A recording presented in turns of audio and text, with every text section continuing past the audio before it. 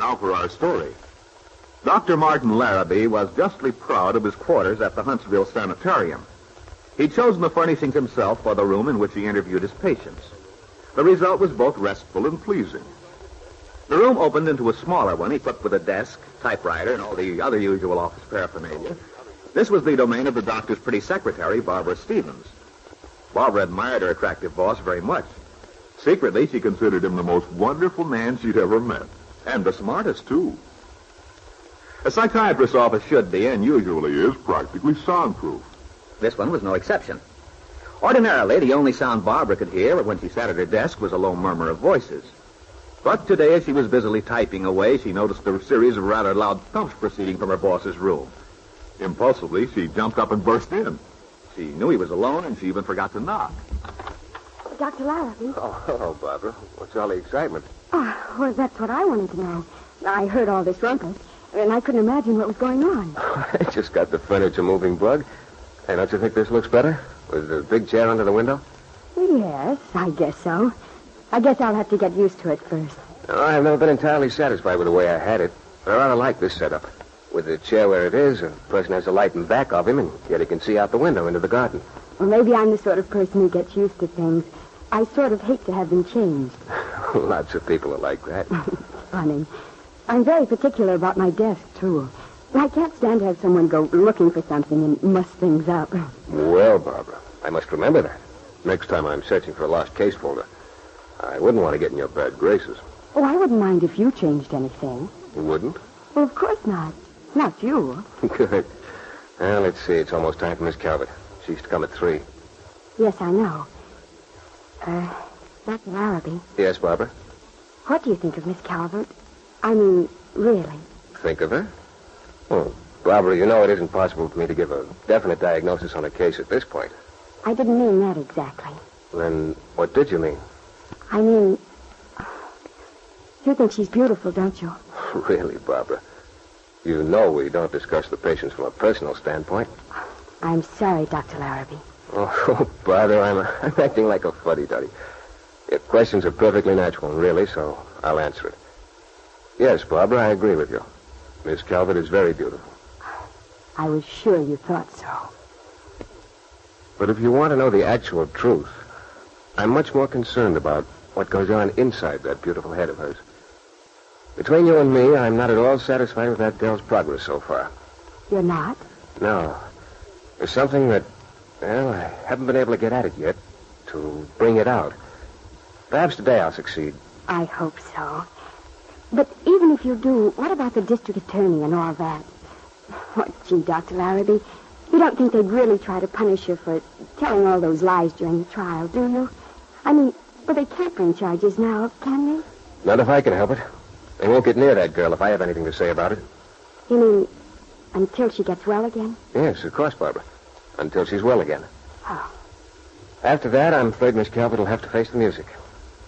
Oh, by the way, it's 3. You tell Nurse Janeway to bring her in, will you, please? Yes, Dr. Larrabee. Right away.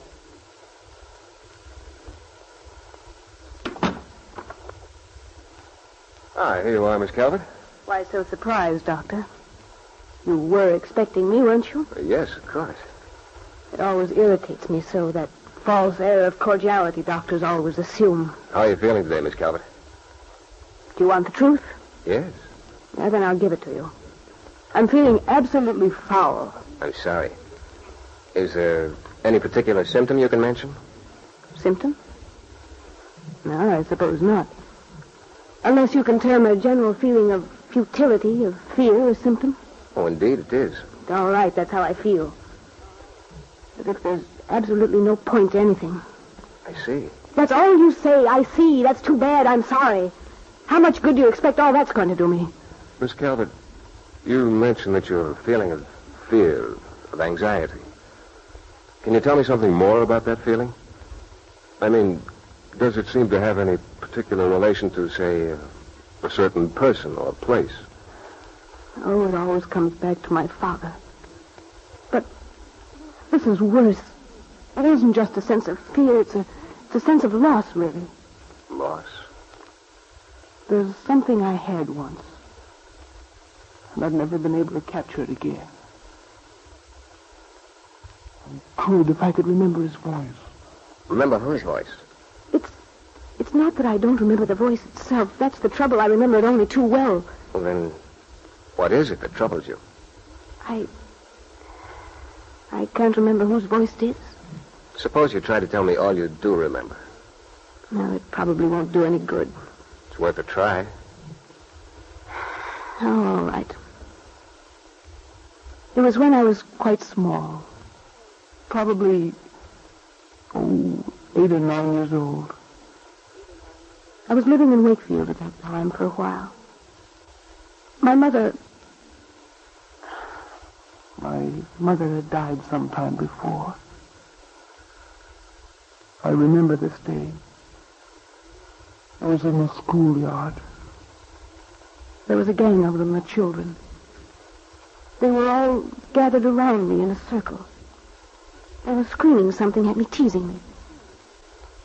Someone grabbed my school books and ran off with them. Another took my sweater and threw it on the ground.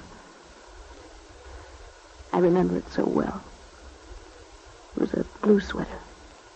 Yes, Miss Calvert. Go on.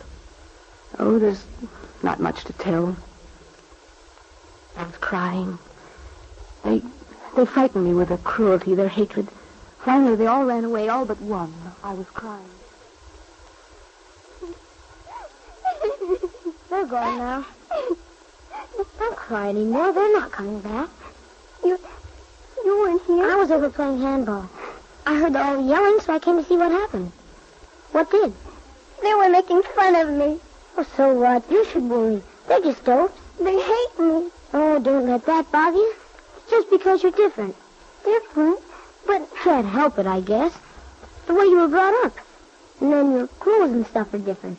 My clothes? Yeah, they're all so new and pretty. But that's not the only reason. You see, the trouble is, they think you're stuck up. They think you don't want to be friends. But it's not so. I do. They won't let me. Look, maybe you and me can work this out together.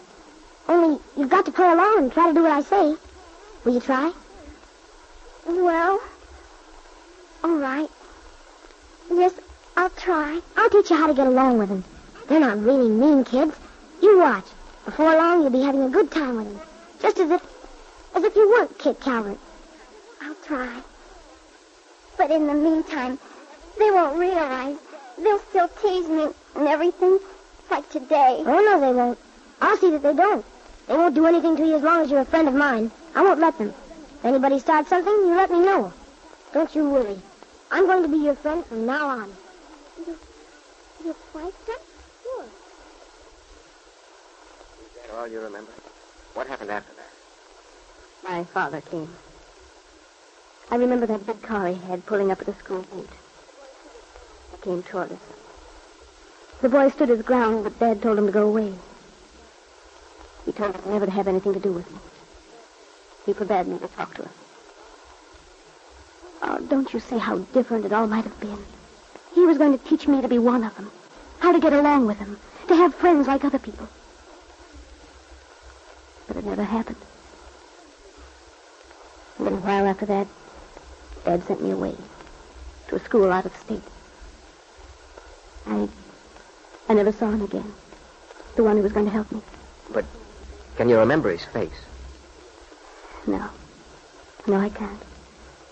I've tried, but when I try, all I can see is Dad's face sending him away. Dr. Larrabee looked gravely into Kitt's face. For the first time, the sophisticated worldly shell was cracked, and within, he caught a glimpse of a lonely, frightened young woman.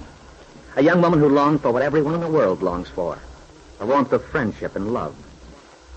Now, the doctor asked himself, what might happen if they could learn the identity of the boy Kitt Calvert remembered? A boy grown to manhood now. Perhaps he thought this person might still even be in Wakefield.